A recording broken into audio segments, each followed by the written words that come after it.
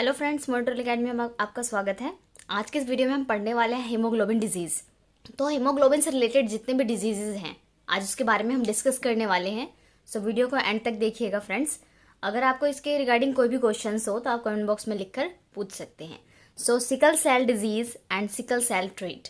So hemoglobin disease are a group of blood disorder passed down through families in which there is an abnormal productions of structure of the hemoglobin protein.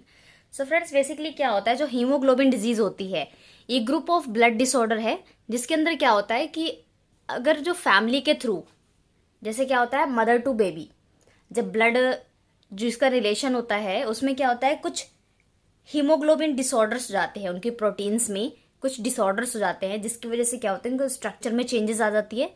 और जब जब उनके structure में changes आएंगी तो क्या होगा, diseases होने के चांसेस बढ़ जाते हैं। So this hemoglobin pathosis and inherited single gene disorder. तो ये क्या होता है, सिंगल जीन डिसऑर्डर है जिसके अंदर क्या होता है haemoglobinopathies affect the red blood cells ability to carry oxygen from the lungs to other part of the body. An example of haemoglobin disease sickle cell anaemia.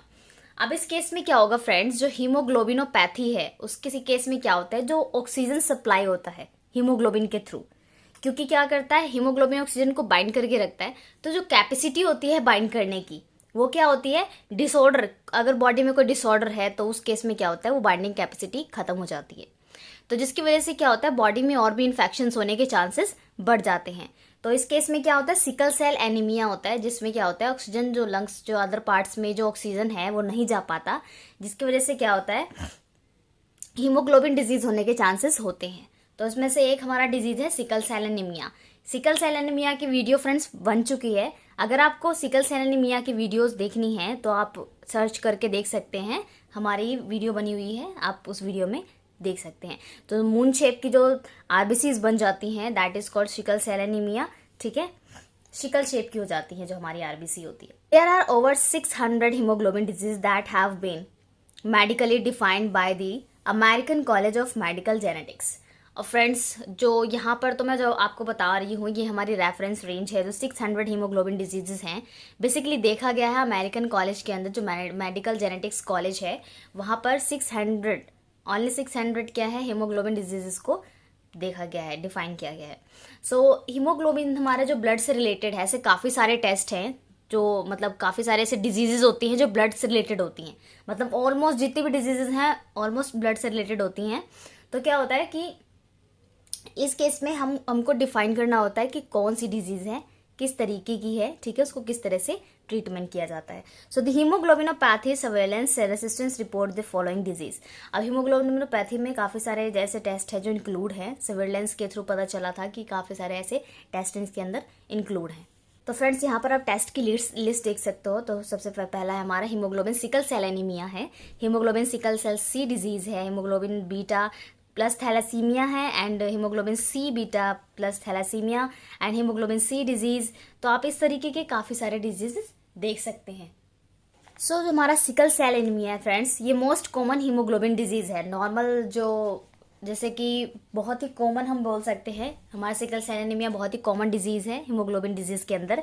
So sickle cell anemia is one of the most frequently occurring genetic disorder that affect the red blood cells. So sickle cell anemia जो है friends most frequently occurring genetic disorder है जिसके अंदर क्या करता है red blood cells को affect करता है।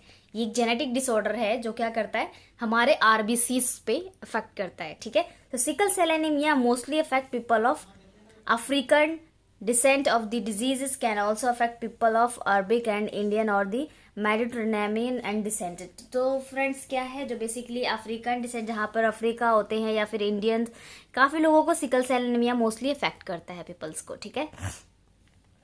So sickle cell anemia affect about 19,000 to 1 lakh people in the United State. So United State हमारा अमेरिका है, वहाँ भी इतने लोगों को इफेक्ट कर चुका है, सिकल सेल एनीमिया हो चुका है, जेनेटिक डिसऑर्डर है। इसके ये जो हमारा एवरी 500 अफ्रीकन अमेरिकन बेबीज जो होते हैं वो 33,000 हिस्पैनिक बेबी। तो क्या है फ्रेंड्स, जो बेसिकली क्या होता है अगर mother to baby genetically disease transfer हो रहा है, सिकल सेल एनीमिया हो रहा है, तो इससे क्या होगा कि जो बेबी का जो ब्लड प्रोडक्शन है उसमें कैसे सेल्स आएंगे, सिकल सेल शेप के सेल्स प्रोड्यूस होंगे। तो जो बेबी होगा वो ज़्यादा दिन तक सर्वाइव नहीं कर पाएगा, क्योंकि सिकल सेल जो है वो क्या है कि प्री मैच्योर सेल्स है, मैच्योर सेल्स नहीं होती हैं, ठीक है। वो हाफ शेप की होंगी, वो क्या करेंगी, डिजीजेस कॉज करेंगी उसके अंदर, तो वो सर्वाइव नहीं कर पाएगा। Sickle cell anaemia can causes pain, infection and damage to body organs. अब सिकल सेल एनीमिया क्या करते हैं फ्रेंड्स, ये पेन कॉज करते हैं। अब जब मून शेप का ब्लड होगा तो वो क्या करेगा, वो जगह जगह इकट्ठा होना स्टार्ट हो जाएगा, ठीक है। तो इससे क्या होगा, पेन होना स्टार्ट हो जाएगा, इन्फेक्शंस के चांसेस बढ़ जाएंगे इस केस में, क्योंकि बॉडी का जो इम्यून सिस्टम है वो वीक हो जाएगा बिल्कुल ही, ठीक है, और डैमेज होनी स्टार्ट हो जाएगी ऑर्गन्स, ठीक है। So other symptoms of sickle cell anaemia include fever. अब हम क्या कह सकते हैं फ्रेंड्स, जो सिकल सेल एनीमिया होने के अदर जो सिम्टम्स नजर आते हैं तो उसमें क्या क्या है, फीवर है, पेन है, ठीक है, pain in hand and fit and joint में पेन हो सकता है, शॉर्टनेस ऑफ ब्रीथ, सांस लेने में दिक्कत हो सकती है, निमोनिया हो सकता है। इसके सिम्टम्स होते हैं dizziness, headache, sores and legs, और स्प्लीन और लीवर में इनलार्ज हो सकते हैं, ठीक है। All babies born in Messispai and they tested the hemoglobin disease trait. Babies with hemoglobin disease are referred to medical specialty and soon the birth for treatment. So friends, क्या है कि जैसे ही बेबी का बर्थ होता है सबसे पहले test किया जाता है उनका, क्योंकि सिकल सेल एनीमिया अगर हुआ तो उनकी जो ट्रीटमेंट है वो जल्दी से जल्दी स्टार्ट करनी होती है। बाई चांस अगर ट्रीटमेंट में थोड़ी सी भी देर हुई तो बेबीज को नहीं बचाया जा सकता, ठीक है। Sickle cell anaemia occurs when an abnormal hemoglobin as a gene inherited of both patients. The red blood cells are normally shaped like a disc, but the disordered red blood cells of sickle cell anemia are shaped like a crescents. So friends क्या है, गिसैंट्स जो है हमारा, जिसको बढ़ने वाला या फिर वर्धमान भी कह सकते हैं, तो ये क्या करता है, एबनॉर्मल हीमोग्लोबिन अकर करता है। अब मैंने जैसा कि आपको बताया कि सिकल सेल एनीमिया के अंदर जो हीमोग्लोबिन की शेप है वो बिल्कुल ही चेंज हो जाती है, कुछ इस तरीके की होगी, ठीक है। आपने नॉर्मल हीमोग्लोबिन तो देखा होगा, डिस्क शेप की होती है ऐसी, ठीक है। यहाँ पर ये थोड़ा डिस्क शेप की होती है, ठीक है।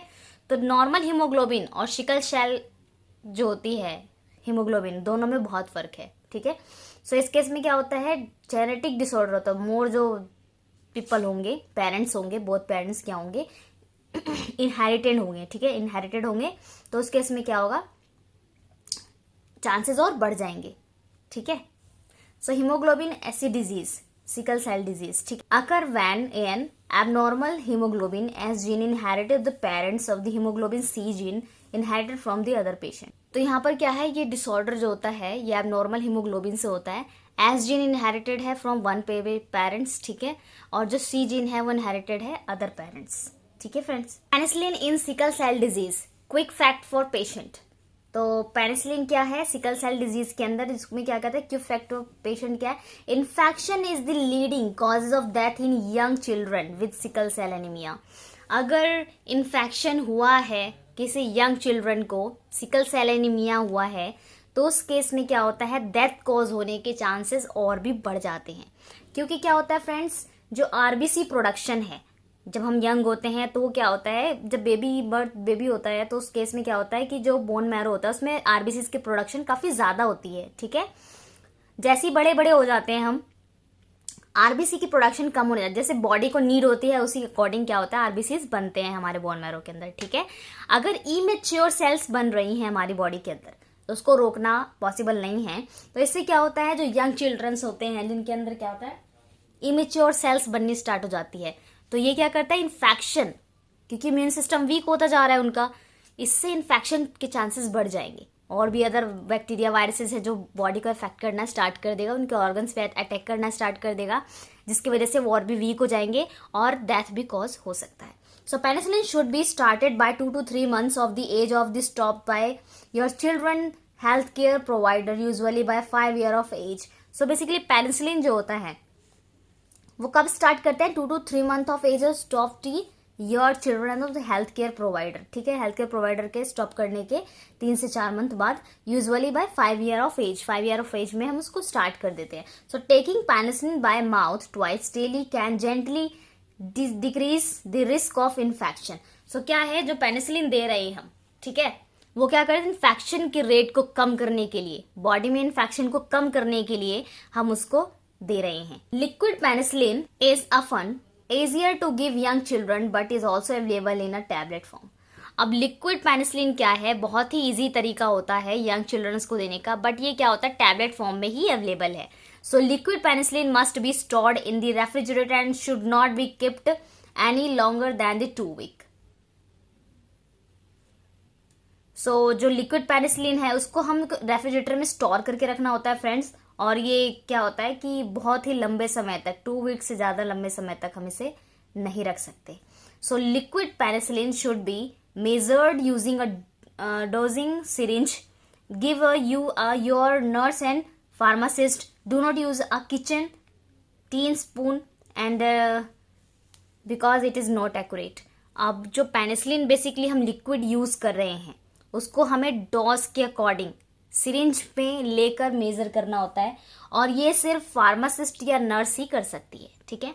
आप खुद से स्पून से लेकर उसको मेजर करके पेशेंट को नहीं दे सकते क्योंकि ये एक्यूरेट नहीं होता। So penicillin tablet should be stored in a cool dry place. Tablet में be kept as a long for the 4 month. अब टैबलेट क्या 4 मंथ के लिए रख सकते हैं, लेकिन जो लिक्विड पेनिसिलिन है उसको हम 2 वीक से ज्यादा नहीं रख सकते। सो फ्रेंड्स, ये है सिकल सेल से कुछ बचने के तरीके हैं जिसको हम क्या कर सकते हैं, पेरेंट्स के ऊपर अप्लाई कर सकते हैं जो पेशेंट है, ठीक है। ये क्विक फैक्ट्स होते हैं पेरेंट्स के लिए, तो ये जरूरी भी है क्योंकि कुछ ना कुछ होना चाहिए जिसकी वजह से हम उसको रोक सके, सिकल सेल एनीमिया होने से, उसको इन्फेक्शन होने से रोक सके, ताकि उसे हम बचाया जा सके, ठीक है। सो हमारा हीमोग्लोबिन डिजीज जो है, काफी सारे डिजीज हैं, काफी बहुत ही हायर अमाउंट में, मतलब अप्रोक्सीमेटली 600, तो मैंने आपको बता दिया कि 600 डिजीजेज ऐसे हैं जो हीमोग्लोबिन से होते हैं। सो और भी ऐसे डिजीजेज हैं जो रेड ब्लड सेल से रिलेटेड हैं फ्रेंड्स, हीमोग्लोबिन से रिलेटेड हैं। जो हमारा हीमोग्लोबिन डिजीज है फ्रेंड्स यहीं पे फिनिश होता है। इसके रिगार्डिंग कोई भी क्वेश्चन है आपका तो आप पूछ सकते हैं फ्रेंड्स, कमेंट बॉक्स में आप पूछ सकते हैं। सो वीडियो अगर आपको अच्छी लगे इसे लाइक कीजिएगा, फ्रेंड्स को शेयर करना मत भूलिएगा, चैनल को सब्सक्राइब कर दीजिएगा। मिलते हैं नेक्स्ट वीडियो में। Thank you so much.